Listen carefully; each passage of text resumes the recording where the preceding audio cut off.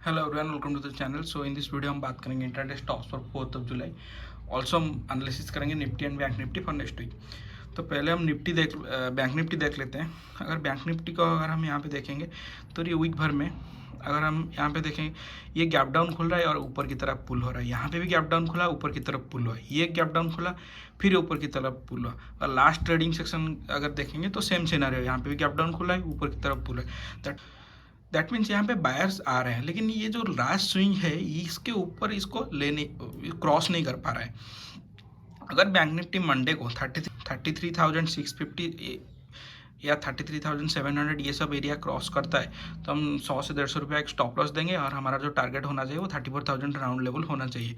अगर bank Nifty बहुत बड़ा गैप डाउन खुलता है 34,300 के आसपास, अगर ये गैप डाउन खुलता है, यहाँ पे एक नेगेटिव कैंडल बनाता है, तो हम हाफ क्वांटिटी में शॉर्ट कर सकते हैं और इसके कैंडल के ऊपर हम स्टॉप लॉस रख के शॉर्ट कर सकते हैं, लेकिन हाफ क्वांटिटी में, क्योंकि यहाँ पे एक रेंज है और ऊपर की तरफ एक रेंज है।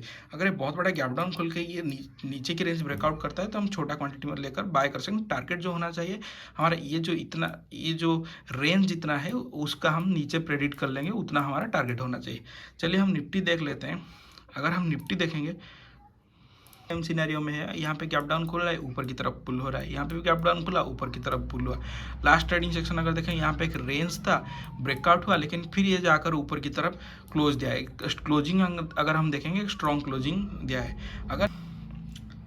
अगर निफ्टी कल 15,840 850 के ऊपर अगर ये निकलता है, यहाँ पे एक बुलिश कैंडल बनाता है, तो हम एक स्टॉप लॉस देंगे 70 से 80 रुपये एक स्टॉप लॉस देंगे और हमारा जो टारगेट होना चाहिए वो 15,920 950 ये सब एरिया हमारा होना चाहिए। निफ्टी बहुत बड़ा गैप डाउन खुलता है, ये एरिया पे कहीं पे खुलता है तो ये एरिया सब उसके लिए वोलाटिलिटी जोन होगा, क्योंकि नीचे पे ये स्विंग है और ऊपर पे ये स्विंग है, तो यहाँ पे एक वोलाटिलिटी जोन होगा। इस एरिया में हम ट्रेड नहीं करेंगे, ये एरिया में हम ट्रेड एग्जीक्यूट नहीं करेंगे। अगर बहुत बड़ा गैप डाउन खुलता है 15,600 के आसपास, तो हम छोटा सा क्वांटिटी नेगेटिव कैंडल देखकर शॉर्ट कर सकते हैं। टारगेट जो होना चाहिए वो हमारा 500 के 15,500 के आसपास होना चाहिए। अगर ये फ्लो में निकलता है तो हम स्टॉप लॉस अकॉर्डिंग ट्रेल कर सकते हैं। चलिए हम स्टॉक देख लेते हैं। तो पहला स्टॉक है रिलायंस को देखेंगे। यहाँ पे नो डाउट ये एक सेलिंग के प्रेशर में था, फिर ये अप ट्रेंड में कन्वर्ट होने की कोशिश किया, लेकिन लास्ट ट्रेडिंग सेक्शन देखेंगे यहाँ पे सेल ऑफ आया, बिग सेल ऑफ आया।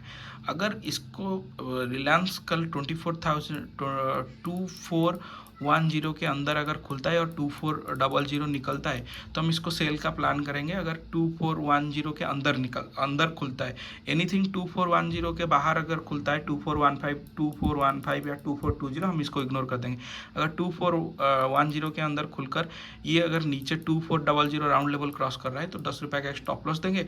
टारगेट जो हमारा होना चाहिए वो 1:2 हमारा टारगेट होना चाहिए। नेक्स्ट स्टॉक अगर हम देख लेते हैं, नेक्स्ट स्टॉक है चोला फाइनेंस को अगर हम देखेंगे तो यहाँ पे एक नेगेटिव सिनेरियो था, फिर ये अपट्रेंड जाने की कोशिश किया और यहाँ पे एक बेस बना रहा है। अगर हम लास्ट ट्रेडिंग सेक्शन देखेंगे, एक स्ट्रॉन्ग क्लोजिंग दिया है और ऊपर की तरफ यहाँ पे ट्रेंड लाइन चल रहा है। अगर रिलायंस 640 के आसपास यहाँ पे ओपन होके ये 642 निकलता है तो हम 3 से 4 रुपये एक स्टॉप लॉस देंगे और हमारा जो टारगेट होना चाहिए वो 1:2 हमारा टारगेट हो रहा है। 640 के आसपास अगर खुलना चाहिए, या 638 अगर खुलता है तो चलेगा, लेकिन एनीथिंग 635 ये सब एरिया में अगर खुलता है तो हम इग्नोर करेंगे। अगर 640 के आसपास खुलता है तो हम 638 641 ये सब एरिया में अगर खुलता है तो हम इसे ट्रेड करेंगे। नेक्स्ट स्टॉक चलिए हम देख लेते हैं। नेक्स्ट स्टॉक है M&M। यहाँ पे अगर देखेंगे बाइंग का ट्रेंड था और यहाँ पे हायर लेवल के प्लस होल्ड कर रहा है। यहाँ पे आपको पैटर्न दिख रहा होगा, पोल एंड फ्लैग पैटर्न इसे बोलते हैं। अगर ये इस पैटर्न को ब्रेकआउट करता है 1115 के ऊपर, अगर महिंद्रा एंड महिंद्रा निकलता है तो हम 7 से 8 रुपये का एक स्टॉप लॉस देंगे और हमारा जो टारगेट होना चाहिए वो 1:2 होना चाहिए। नेक्स्ट स्टॉक अगर हम देख लेंगे, नेक्स्ट स्टॉक है टाटा पावर को सेलिंग का प्रेशर था, यहाँ पे धीरे धीरे अप ट्रेंड कर रहा है। अभी ये हायर एंड में होल्ड कर रहा है यहाँ पे, और यहाँ पे ट्रेंड लाइन फॉलो कर रहा है। अगर टाटा पावर कल 207 के ऊपर अगर ये निकलता है, 208 के ऊपर अगर निकलता है तो यहाँ से 1 से 2 रुपये का स्टॉप लॉस देंगे। जो टारगेट होना चाहिए हायर लेवल 212 ये आसपास हमारा टारगेट होना चाहिए। एनीथिंग टाटा पावर अगर 205 या 204 ये सब एरिया पे अगर खुलता है तो हम इसे इग्नोर कर देंगे। तो आज के लिए बस इतना ही। अगर वीडियो अच्छा लगा आपको लाइक करना, शेयर करना, सब्सक्राइब करना और कमेंट करना मत भूलिएगा। कमेंट से आप मुझे पता लगता है आप कौन सा टॉपिक के बारे में जानना चाहते हो।